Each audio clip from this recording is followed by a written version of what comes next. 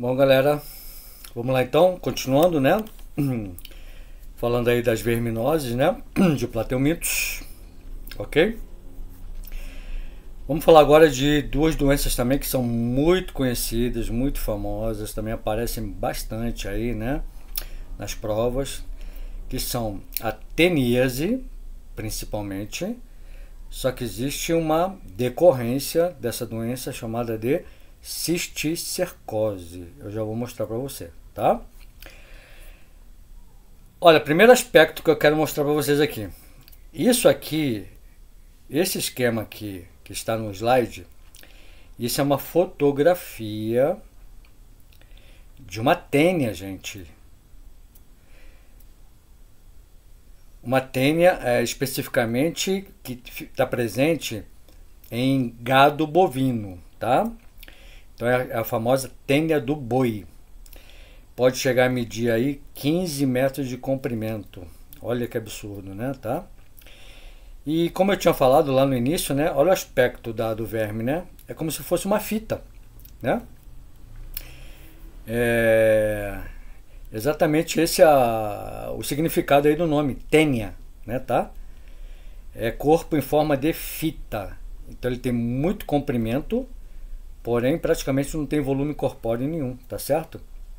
Olha lá, né? Então, moçada, ó, tênia do boi não é a mais comum, exatamente pelo tamanho, né? A mais comum é a tênia do porco. Olha lá, tá aqui do lado, né? Tá certo? Essa tênia do porco, ela tem uma particular... Olha! Ai, não se assusta, hein? Até eu tomei um susto agora, olha lá. Gente, tênia do porco é a mais comum, ok? Porque é a menorzinha. Menorzinha é 5, 6 metros de comprimento. Tênia saginata. Tênia saginatas, tênia do boi. Olha que absurdo, gente. Isso é uma tênia que foi, né, eliminada totalmente aí por uma pessoa infectada, né? Olha lá. Que horror, né, pessoal? Então nós temos ó, duas espécies principais de tênia. Gente, na natureza nós temos várias, né? Várias tênias desse gênero, né? Olha lá. As mais comuns, as que são estudadas são a tênia saginata, que é essa aqui, ó, do boi, essa gigantona, e a mais comum, que é menorzinha, que é a tênia solium, que é do porquinho. Olha lá o safado ali, ó. Tá? Então, olha só. Qual que é a diferença entre as duas? A diferença é simplesmente um detalhe anatômico, lá na cabeça do verme, tá?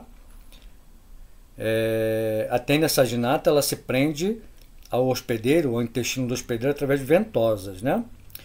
A tênia solium tem ventosas também, mas também tem ganchos. Olha lá, aquilo ali não é cabelinho não, tá? Aquilo lá são ganchos através dos quais esse verme, que tem um parasitismo muito especializado, ele vai se prender ao intestino do hospedeiro, né? Tá bom? Então vamos lá. Vamos destrinchar os eventos que levam ao desenvolvimento dessa doença aqui. Antes de falarmos aí, né, de ciclo de vida, das características, eu preciso, turma, apresentar a você a anatomia desse verme. Como eu acabei de falar, ele tem um parasitismo altamente especializado. Olha isso. Ele se prende ao intestino, né? Quando a gente fala de verminoses, nós vamos estudar muitas verminoses, tá? Não só de plateumitos, como do próximo filo, tá? Quase todas as verminoses, moçada, os vermes eles vão se instalar no intestino do hospedeiro, né, tá? Importante também é salientar isso, né, que eu acabei não comentando quando a gente falou da esquistossomose. Por que a maioria dos vermes vão se instalar, vão morar lá no intestino do hospedeiro? Porque lembra do sistema digestório? É lá no intestino delgado que acontece o término da digestão dos alimentos, consequentemente da absorção dos nutrientes. Então esse animal, como ele é um parasita, ele quer vida boa, gente. Ele quer casa e comida, tranquilo, né? Sem encheção de saco, tá certo?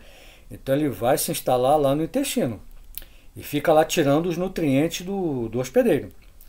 Inclusive na esquistossomose, que eu esqueci de comentar, apesar daquele barrigão, a condição de desnutrição da pessoa, principalmente se for criança, é muito grave, né, tá? O que acontece aqui também, na teníase, tá bom? Então é um dos sintomas, né? A grave desnutrição, porque o animal, né, o parasita, o verme, vai tirando os nutrientes que deveriam ir para a pessoa, para o ser humano, né, tá? Mas olha só, dá uma olhadinha aqui, ó, como é que acontece então esse parasitismo. Então ele está lá preso através da cabeça, né, lá no intestino, na parede do intestino. Todo o corpo desse animal, gente, é formado por anéis, olha isso. Esses anéis, cada anelzinho tem um nome, é uma proglótide, tá? Só que essas proglótides, todas elas podem fazer reprodução, independentemente, individualmente. Olha aqui do lado direito, tá? E temos um problema muito mais sério. Essas proglótides, elas vão sendo produzidas continuamente pelo verme. Então, sabe qual é a consequência? Ele está lá preso no intestino, é um verme enorme, gigante, né? Só tem um verme, por isso que ele é conhecido popularmente pelo nome de solitária, né, tá? Daqui a pouquinho eu explico o porquê desse nome, tá certo? Só que esse verme, gente, ele vai liberando continuamente apenas proglótides terminais. Só a parte final, terminal do verme, o rabinho do verme, é que vai sendo liberado nas fezes da pessoa infectada. Olha que doido, né? Tá? Por quê? Porque ele está preso, ele está grudado. E essas proglótides vão sendo, como eu disse, produzidas continuamente. Então, olha a dinâmica aqui do processo. As proglótides iniciais, elas são imaturas sexualmente, tá? Não conseguem fazer reprodução. Aí essas mesmas proglótides do início, elas vão migrando, elas vão sendo empurradas, e quando elas chegam lá na parte mediana do verme, elas são agora proglótides maduras. Agora elas têm maturidade sexual. E essa maturidade sexual se dá de que forma? Olha ali, ó, o esquema mais amplificado. Mais uma vez, nós temos um verme hermafrodita. Então ele produz o quê? Ele tem gônadas masculinas e gônadas femininas. Então ele produz espermatozoides e óvulos. Legal? Aí, ó, vai acontecer o processo de fecundação nessas proglótides. Agora, detalhe. Esse animal, ele é uma solitária, ele está sozinho. E aí já aproveito para explicar o porquê. Você imagina um verme com 10 metros de comprimento competindo com outro verme do mesmo comprimento dentro do intestino de um hospedeiro, principalmente se for uma criança, gente. Cara, não vai dar certo, vai rolar uma treta braba aí, né, tá? Em termos ecológicos, vai rolar o quê? Uma competição pelos recursos, pelo ambiente. E o parasita, o verme, ele não quer que aconteça isso. Ele quer ficar de boa sozinho. Então, quando ele se instala, gente, ele libera lá uma substância que impede a instalação de uma segunda, o desenvolvimento de uma segunda tênia, tá bom? Então, só uma tênia vai crescer, tá? Então, por isso que chama solitária. Agora, se ele é uma solitária, como é que ele faz reprodução? Então, ele é hermafrodita com autofecundação, não esquece disso. Isso é muito importante, tá bom? Então, ele próprio se fecunda, ele tem que se virar sozinho. Ele tá lá, né? Solitário, beleza? E aí o que acontece? As últimas proglótides, né, as proglótides terminais, são todas grávidas, ou seja, estão cheias de ovos de tênia, moçada. E são essas proglótides terminais que são eliminadas no cocô, nas fezes.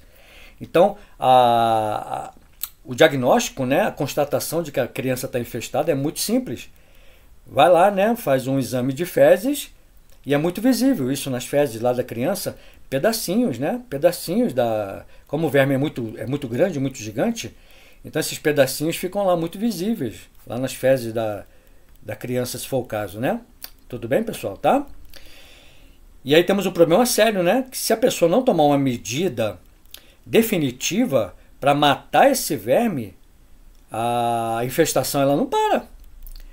Ela não para. Esse verme pode ficar anos na barriguinha aí do hospedeiro, da criança ou do ser humano, do adulto, né? Negócio muito sério, tá certo? O tratamento ele é muito eficaz, né? Existem vermífugos, são medicamentos específicos, né, para cada verme, né, tá? Então mata o verme e como você viu lá na figurinha anterior, né? Olha lá, o verme ele tem que ser eliminado inteiro, não pode ficar pedaço do verme dentro do organismo. Tudo bem? Ah, mas como é que ele vai sair? Gente, evacuação, evacuando, né? A pessoa vai evacuando esse verme inteiro aí. Você imagina, né? Tá bom? Então é isso, tá? Os aspectos aí anatômicos relacionados à reprodução desse animal, ok? Bom, vamos lá, vamos para o principal, né? O que interessa, ó, ciclo de vida, tá certo? Ciclo de vida da teníase, muito simples, hein? Ó, mais uma vez nós temos uma doença que está relacionada com fezes contaminadas. Mais uma vez nós temos problema de falta de saneamento. Mais uma vez o indivíduo contaminado, o indivíduo doente, ele vai fazer cocô, defecar onde não deve, né, tá? Não tem banheiro, vai lá no matinho, né? Então vai lá defecar no matinho, cocô dele tá cheio de ovos, vem a chuva leva os ovos para um local, por exemplo, onde tem uma hortinha, uma horta ali, uma plantação de verduras, né, tá? Os ovos podem ser levados também para um local onde tem água, que as pessoas consomem essa água, ou animais consomem essa água, né, tá? E aí que entra quem? Aí que entra o hospedeiro intermediário, moçada, tá bom? Vou falar da Taenia solium, que é, como eu falei, é a mais comum, é a do porquinho, tá? Olha o que acontece. O porquinho, ele tá lá solto, lá no mato, né, tá? Não é porco de confinamento, né? Tá? Não é um porco tratado com higiene, né? Com todas as normas higiênicas, tá certo? Esse porquinho, ele tá lá no mato, ok? Vida livre, vida louca, então ele come qualquer coisa. Então esse porquinho, ele vai lá, vai comer essas verdurinhas aí, que estão cheias de ovos. Porquinho comeu os ovos da tênia. Consequência, dos ovos vão sair larvas, certo? Essas larvas têm um nome.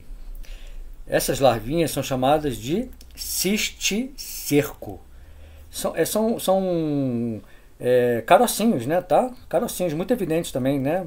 Formam o quê? Formam uma colônia ali de larvas, de vermes, né, tá? Então, no porquinho, essas larvas, elas vão se instalar preferencialmente na musculatura do porco. Só que músculo de porco é o quê? Carne, né, moçada? A carne que a gente consome. Então, uma das medidas de prevenção, já vou adiantar, é você fazer o quê? Controle sanitário desses animais. Você tem que saber a procedência da carne que você come. Nós consumimos muita carne suína hoje em dia, né, tá? A gente não tem que ter preocupação nenhuma, turma. Por quê? Porque são porquinhos de confinamento, né? Porquinhos, né, que passam por todo o processo de controle de doenças, tá certo? Agora, esse porquinho aqui é o vida livre, é o vida louca, tá? Então, essa carne, ela pode chegar ao quê? Pode chegar aos seres humanos, contaminada, né? E aí, qual é a outra medida de prevenção muito importante? Consumir carne de porco cozida. Gente, isso é muito importante. Mesmo carne de porco que a gente compra, eu, por exemplo, eu gosto muito de carne de porco. Então aqui a gente sempre consome bistequinha, costelinha, né, tá? Pernil picado. A primeira coisa que eu faço quando eu vou preparar essa carne, que eu cozinho aqui em casa, é fazer ferventar essa carne. Você fazer um cozimento primeiro. Aí depois você frita lá, né? Se você gosta de uma bistequinha, depois que você vai fritar. Então esse processo de você submeter a carne a altas temperaturas, né? Se por acaso tiver algum tipo de contaminação, mata, né? Tá? Beleza? Não é o caso da carne que a gente compra aqui, né? Mas enfim, isso é uma medida de prevenção muito importante, tá?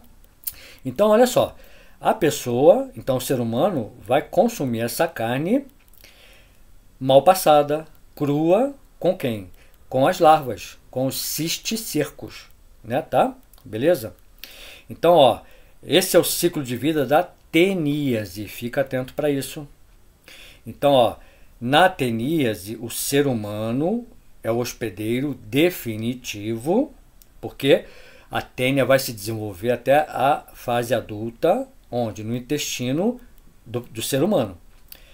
Ok? O porquinho é o hospedeiro intermediário. Por quê? Porque o porquinho comeu os ovos, dos ovos saíram larvas. Então lembra que a característica do hospedeiro intermediário é a fase larval do verme. Então o ser humano ele vai consumir carne contaminada com larvas. Não esquece disso. Esse é o ciclo da teníase. Beleza? Só que existe um desdobramento, uma consequência muito mais grave dessa doença, que é quando o homem, o ser humano, faz o papel do porquinho, né, tá? Eu tô falando porco, gente, mas pode ser o boi, não esquece, tá bom? Porque o porco é o mais comum.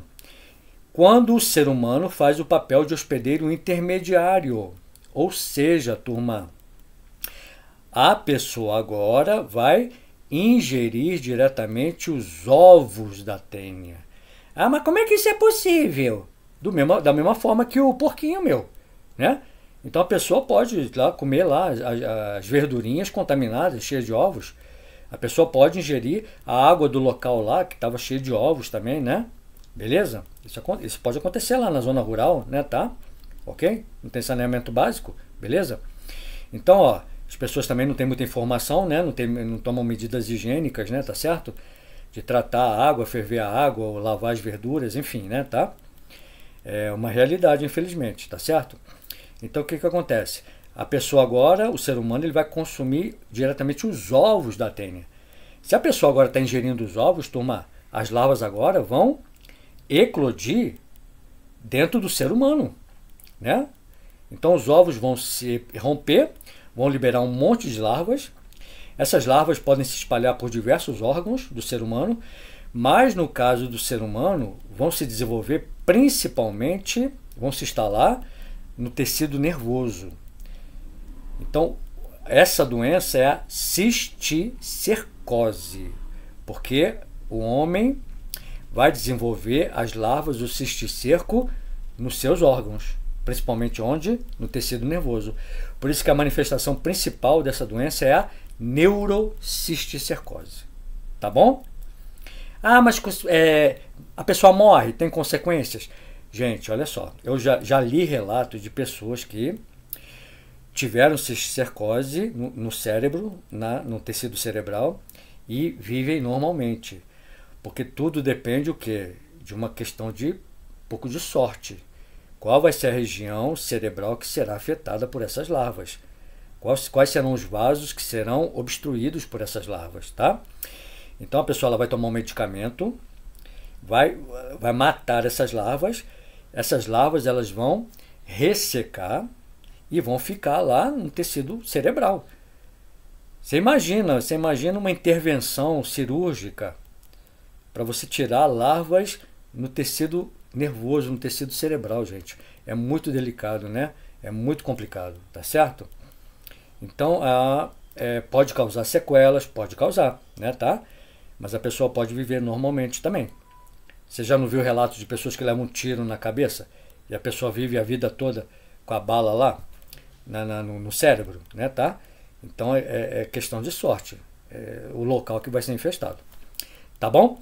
Então não esqueçam disso, hein? Teníase, como é que a doença se desenvolve? Ingestão da carne contaminada com larvas. Cisticercose, a neurocisticercose, a pessoa ingere os ovos da tênia. Beleza? Então é isso, moçada, ok? Tá? Espero que essas aulas sejam proveitosas, né, tá? No estudo de vocês aí. Falando aí da esquistossomose, da barriga d'água, da teníase e da cisticercose. Tá bom? Até um próximo encontro. Forte abraço para vocês.